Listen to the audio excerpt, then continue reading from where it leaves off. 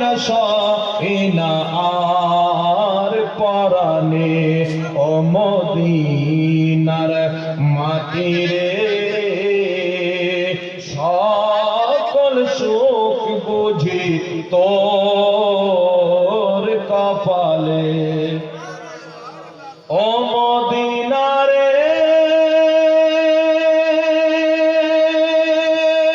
পাখি যদি হইতাম আমি উড়ে উড়ে যাইতাম আমি শোনাইতাম সেখানে মনের বাসনা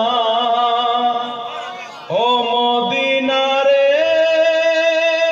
পাখি যদি হইতাম আমি উড়ে উড়ে যাইতাম আমি শোনাইতাম সেখানে মনের বাসনা দেহে নাই পাখায় আমার কাছে নাই টাকায় আমার দেহে নাই পাখায় আমার কাছে নাই টাকায় আমার ওর ক্যা মনে যাব ও সেখানে ও মদিনার মাটি রে সকল সুখ বুঝি তোর কপালে জোরে বলুন সুবহানাল্লাহ ও মদিনারে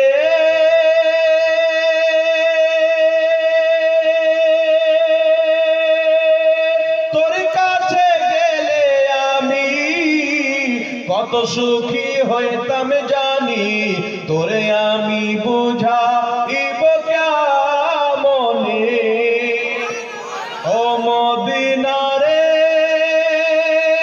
তোর কাছে গেলে আমি কত সুখী হইতাম জানি তোরে আমি বুঝাইব কেমনে রোজা মুবারক গিয়ে নবীজিকে সালাম দিয়ে রোজা মুবারক গিয়ে নবীজিকে সালাম দিয়ে শোনাইতাম মনের বাসনা সেখানে ও মদিনার মাটি রে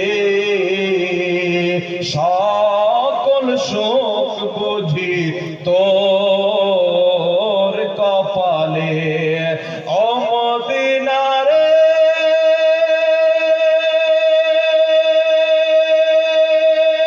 পাখি যদি হইতাম আমি উড়ে উড়ে যাইতাম আমি শোনাইতাম সেখানে মনের বাসনা দেহে নাই পাখায় আমার কাছে নাই টাকায় আমার দেহে নাই পাখায় আমার কাছে নাই টাকায় আমার ওর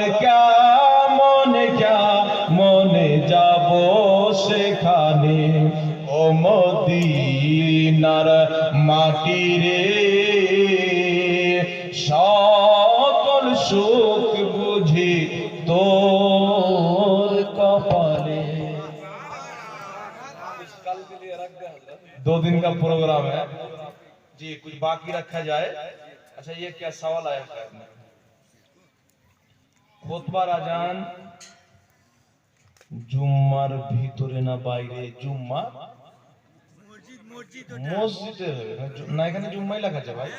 হ্যাঁ, তো যেটা লেখা আছে আমি আগে সেটা পড়বো, যদি ভুল হয় তো ঠিক করবো, মানুষের হতে পারে।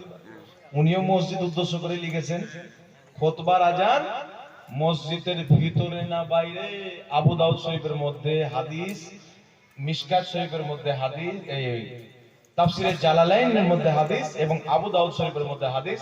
নবী পাকের জামানায়, হযরত আবু বকর সিদ্দিকের জামানায়, হযরত ওমর ফারুকের জামানায়, হযরত আলীর জামানায় কুফাতে পর্যন্ত আজান হতো কোথায়? আলা বাবিল মসজিদ, মসজিদের দরজায়।